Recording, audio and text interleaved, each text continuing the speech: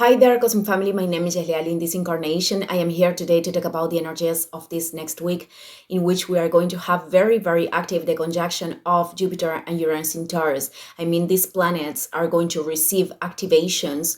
In the case of Uranus, we are talking about making changes in order to generate expansion. Jupiter to move to a new form of stability. Taurus that allows us to continue with our evolutionary path. So the influence of the transpersonal Uranus, it is very linked with unexpected movements. I've been talking about this in the last videos.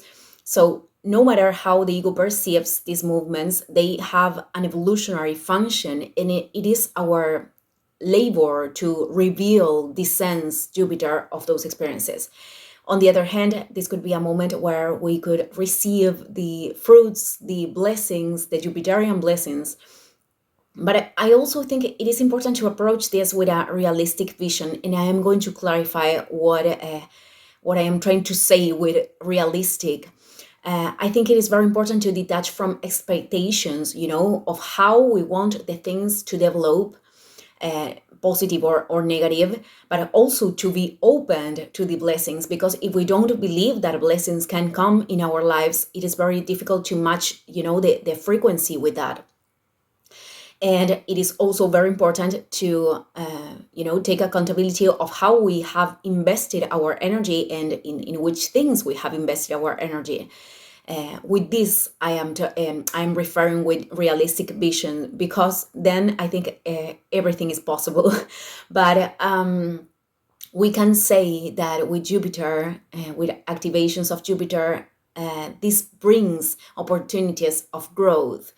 So the key is that if we are the ones that pulse the changes and take decisions and assume decisions to move from a familiar space, we are doing this conscious co-creation. But also when changes come from the outside and we learn to flow with them, we are reconnecting to consciousness too. So I am saying this because many people attribute the quality of good luck to Jupiter, and I don't use that concept. Because basically I experiment everything as a purpose. I experiment everything as a sense of purpose. It is not a belief. So Jupiter, it is synchronized with movements of opportunities and expansion. Sorry, but we are the ones that we choose how to channel that energy, how to invest our energy. So we are going to talk about this in a minute. Well, the first transits that are going to happen tomorrow, May 13th, I already talked about them, the conjunction of the Sun and Uranus, and the sextile between Venus in Taurus and Saturn in Pisces. So I already did videos about this. If you want to go there, the last week, they are perfected the same day. But also these two planets, well, the Sun is a luminar, they are going to perfect other transits this week the same day too. Let's start with Venus, that it is already in orb of conjunction with Uranus. So this is reflected in a more intimate level. I mean, the Sun is very linked with our identity and with the things that we illuminate and make ourselves conscious of. So with Venus, we are going to deal with, how we are relating ourselves with the desires of the soul, with our own value, with our self-love, and how this is reflected in our relationships and resources. So it could be a transit of new connections, of unexpected experiences in these areas, in the areas of Venus, that move us to let go of, to liberate from all the structures into, and they could present very sudden, in a sudden way, to create new realities. But also it is a transit of big detachment, especially for the relationships in which the core that they are uniting them is, for example, material possessions, or structures that they keep them together in a comfort that doesn't bring growth. I mean, the core of their relationships are not genuine nor evolutionary. for other people, this will bring, this will of innovating together, experiment a new phase in their relationships, discovering themselves in a different way. And for the people that are not with a partner, well, this could be linked with new connections, not only in, in partnerships, but also new connections in other areas of life, or approaching decisions to connect with a greater freedom inside and to make space so the new can come. This concept of making a space is very, very important. And well, this is also very linked with the purpose of the soul, because Taurus is referring with it is very linked with material and immaterial resources, and Venus is the regent of Taurus. So the transit for all of us is about changes that are aligned with the values of the soul and that can reflect a greater freedom and authenticity in our experience.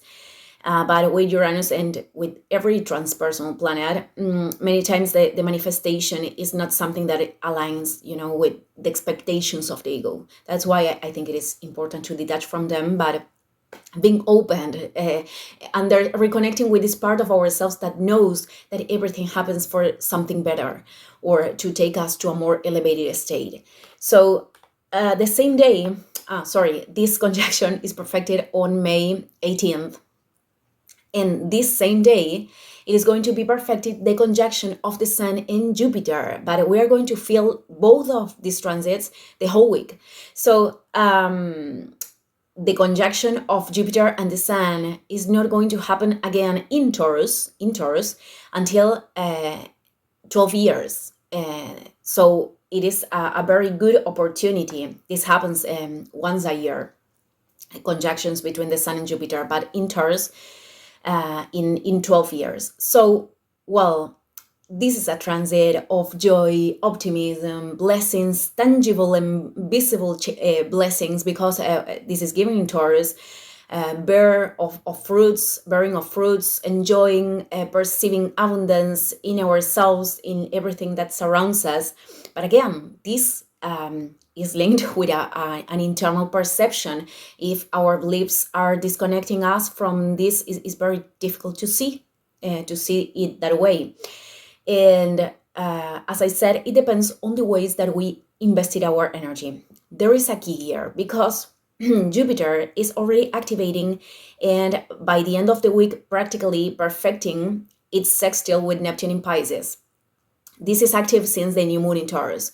But, this transit is showing us the opportunities, the vision, the path to descend a dream on earth, to continue giving form to it in the matter, which is stars. And this is something that not also collaborates with us. It is also something beneficial for the collective. It is very linked with what the soul came here to do. But there are polarities in these transits. This could manifest excesses without limits, which is very linked with Neptune. The unlimited thing, in material possessions, in spending resources, or other kind of excesses to cover. They are the same thing. They happen because of the same thing. That's what I'm trying to say. It is to cover up emptiness, voids, or to run from ourselves or from the discomfort of the changes that we have to confront. So this is very important to take it in account. And the other phase of Jupiter, it is very linked with this false optimism. I think that optimism is a very nice quality to develop, but it is not when it turns in a self-deception. I'm going to put an example. When someone is sustaining in a space that is not doing good for that person, that is not allowing that person to grow, and to deposit the faith that everything is going to get better, the optimism in that way, because of magic. This is the the like a dogmatic faith when we are saying God is going to help me. Yeah, God is operating inside of all of us, God or universe or the way you want to call it. So that energy, of course, could manifest miracles. In fact, Jupiter is a planet of miracles, but they occur when we are hearing our soul and we assume, the decisions and the actions in with our energy, in that coherence.